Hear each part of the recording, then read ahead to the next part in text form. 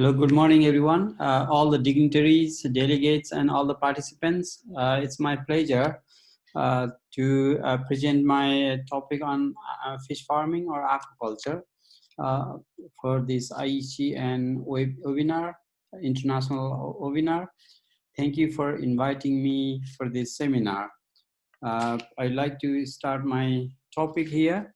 The topic is about fish farming, let's say, scope of aquaculture in India, focusing in India. I'll try my best how aquaculture could be important for India in terms of, let's say, nutrition and also maybe income for farmers or for the country. So fish has been caught from the wild, from the sea, during Portuguese time, even maybe before that. So this has been uh, important source of food, probably in coastal areas. And from rivers, from rice field, people are still catching. And I think data shows since 1940s, 50s, increasing catch.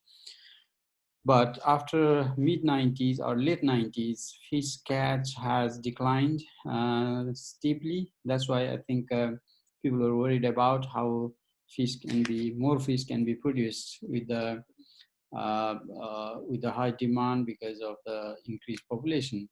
When you look at the global scenario, China is giving so much high importance on fish farming, and they are the #1 in the world. And India was actually second to China. Now, recently, last 2-3 years time, Indonesia has given so much emphasis, that's why it took over. So India fall behind because of, I think, a lack of policy or emphasis on a fish farming. And Vietnam, Philippines, Thailand, these are also giving high importance on this aquaculture. When you look at the consumption side, India also falling behind because compared to other countries, if you see here, including Sri Lanka, Laos, Cambodia, Vietnam, all are eating more than world average. But India has just half of the world average. World average is about 20 kilo per person per year. Whereas Malaysia, Japan, South Korea, they are the highest highest category. So if you want to reach, let's say, world average, then production and supply of fish has to be doubled. So how to double? That is a question. And if you look at the whole world, the trend about the food habit, people are eating less and less red meat, like a beef or even goat meat is considered red meat. So they are moving to white meat, especially chicken, even pork. And finally, actually, people like to eat more seafood. This is the trend in Europe, in America, in Western world, or even in Asia, because seafood is cheaper in many cases, and also it has a more benefit in terms of health and nutrition. So it has a high omega-3, which is very important for brain development. So in Europe, they pay even double price for fish if it has high omega-3. Let's look at India. India is a huge country, second to China in terms of population and area. Also, you have plenty of coastline, starting from Bay of Bengal to all here. So probably 2,000 kilometers of coastline. It has a potential, and also there are large rivers and flood areas where aquaculture could be practiced. And also there are 5,000 dams and barrages, and also 6% of rainwater is used, harvested, but in other countries, they are harvesting actually all rainwater and storing in making fish ponds. So if we can make more fish ponds, probably water scarcity in India can be solved actually, if they can store water in digging ponds and keeping fish, and also making big ponds. And thousands of lakes and reservoirs are already there, and 40% of the Indian population has no access to drinking water. So water scarcity is a big issue, and even promoting how to conserve water and then keep water and at the same time culture fish, it could be a very good combination of development. So realizing that recently government of India is highlighting this fisheries sector and giving emphasis out of 2.6 billion US dollar for agriculture. I think $264 million has been allocated for a fisheries sector to develop human resource and also do research and some more development work. So this is a good sign. So in India, actually the carp culture, especially rohu, katla, and mrigal, they are grown in polyculture but low density. They have been there since maybe 3,000 years ago. However, the production system is still traditional. Maybe no feeding or using some green water. That's why we have to try something. New technique, new species. So there are some species already like a pangasius, but pangasius has not been promoted freely. I think government is a little bit skeptical about promoting other species. That's the problem. Recently they have realized, and this has been done by actually private farmers, maybe taking seeds from Bangladesh. So they cross the river. So India is already producing quite a lot of pangasius, but export is not happening like in Vietnam. In Vietnam, how they do the grout culture and processing is highly developed. So farming is very high density. For example, 100 fish per square meter they can put here, and per hectare they are producing like a 400 ton per year or per crop actually.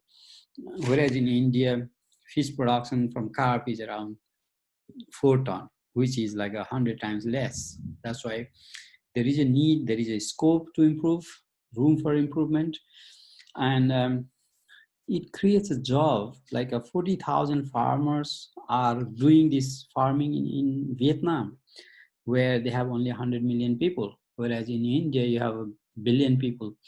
So, and also in processing factory, they do processing and export. And in processing factory, you can see 2,000 people in a single room.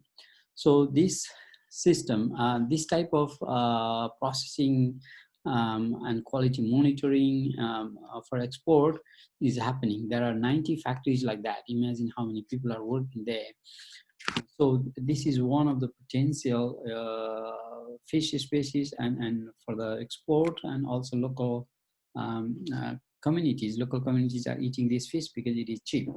And another species we should try to tilapia. Tilapia was not promoted in the past because of some again policy issue, and then now government has actually promoted this one, and all the states have been allowed to do in a biosecure way. So there are even I saw one later from the state federal government to state governments. So if they do, because it has a benefit, because you can do at high density culture and profitability, we did rough calculation, it is almost like a five times more profit you can get because of the high density and high production. So there are potential for these two species, especially pangasius and tilapia. It's just focusing on these, and because both of these fish have no small bones in the muscle, so that you can make a fillet and then export in a large scale. And also people in the cities in India, in Asia also, they like to have like a boneless meat, like a boneless chicken. So these fish are quite good, and they don't have a strong smell also, and they grow fast. Within 6 months they are in they grow like marketable size. So there are many benefits of these new species. That's why these are the potential things coming up. Government is now giving emphasis, so hopefully it will come. So these are the big ponds already you can see in Andhra Pradesh and other states where they grow big carbs, but low density with the traditional method and maybe no feeding. That's why new technologies and new collaboration, new things have to be done. So in those big ponds, I was suggesting like you can have like a cage culture. Cage is in the pond. And in the pond, you can still have carps, and then you can grow at a high density here, like tilapia and pangasius, to increase the productivity of these area. So farmers can get benefit out of that. So that is the suggestion. I hope this is happening in some countries, some places already.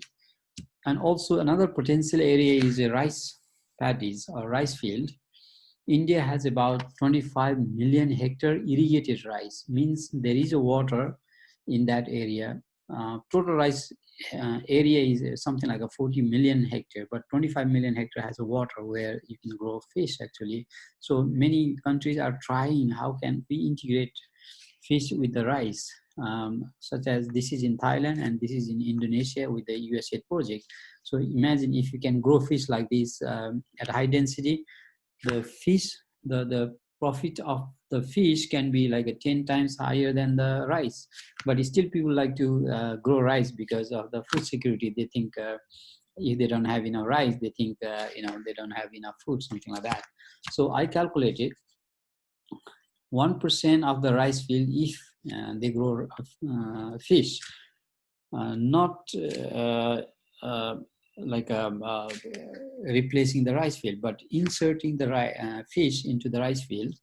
And if we can do like a 13% of the rice, irrigated rice area, then it can double the fish production. Current fish production, catch and culture, is about this one, with only 4 metric ton carp, low productivity, still you can grow, make it double.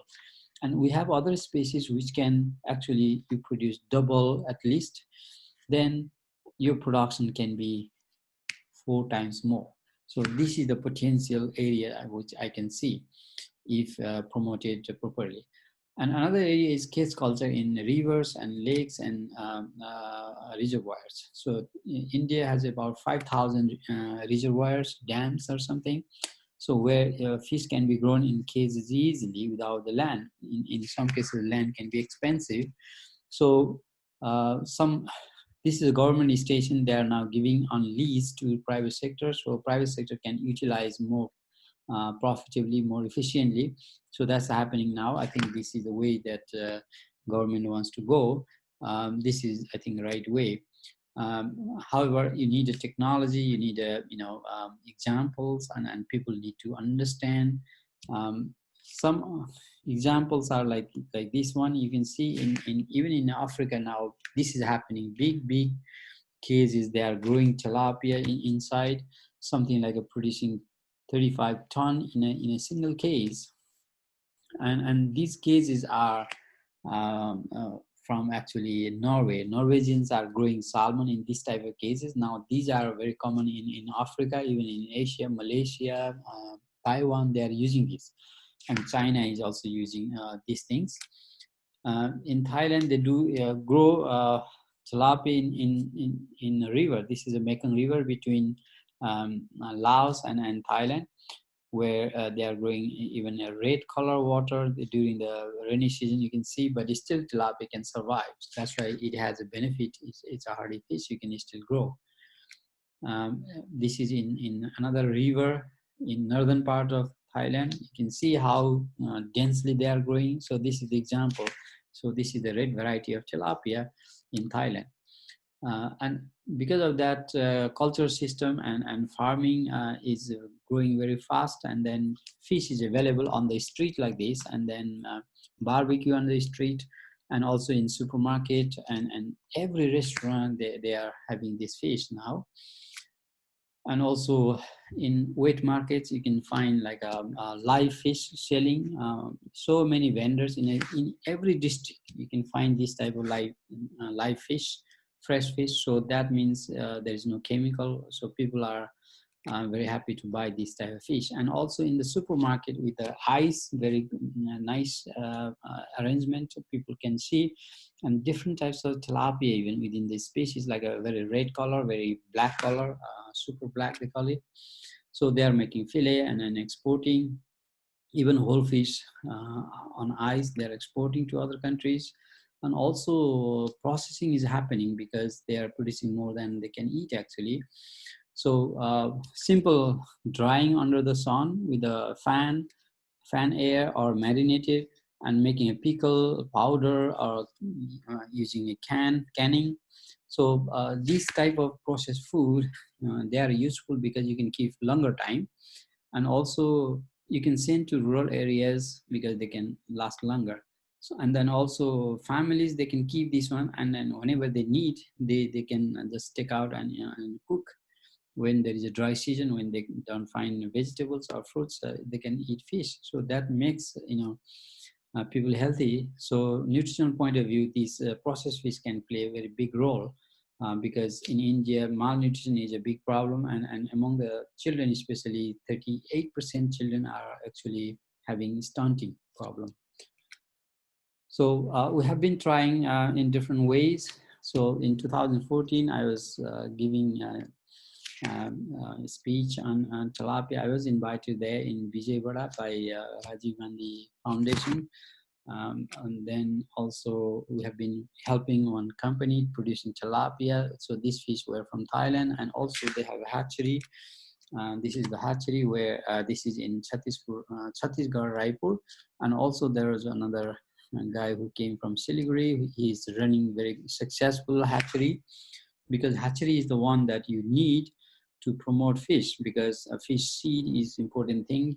And also at the moment you need a monosex. So monosex technology has been developed by AIT and aggressively promoting all over the world. So India has already few examples, model hatcheries, which need more. Every state maybe need one or two at least. So what India need is some sort of a strategic plan. How can aquaculture be promoted, developed, and need a favorable policy? Policy is actually already there, but you need some promotion, marketing, and also focusing on these new species which can be cultured at high density. Even existing carp also can be done together.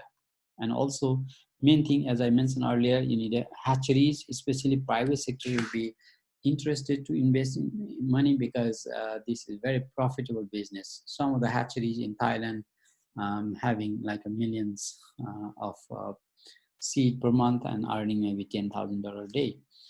And more is needed is a training of farmers and professionals who can do these things, promote this fish, and also need more practical education, research, which is really important, and also more international collaboration. So we are ready to, give a hand.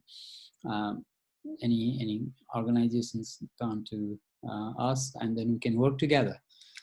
So I think ICN is trying to do, working with the communities and then some other foundations. I hope they'll be successful, and best of luck. Thank you very much. If anybody has a question, please let me know. I will be happy to answer. Thank you very much.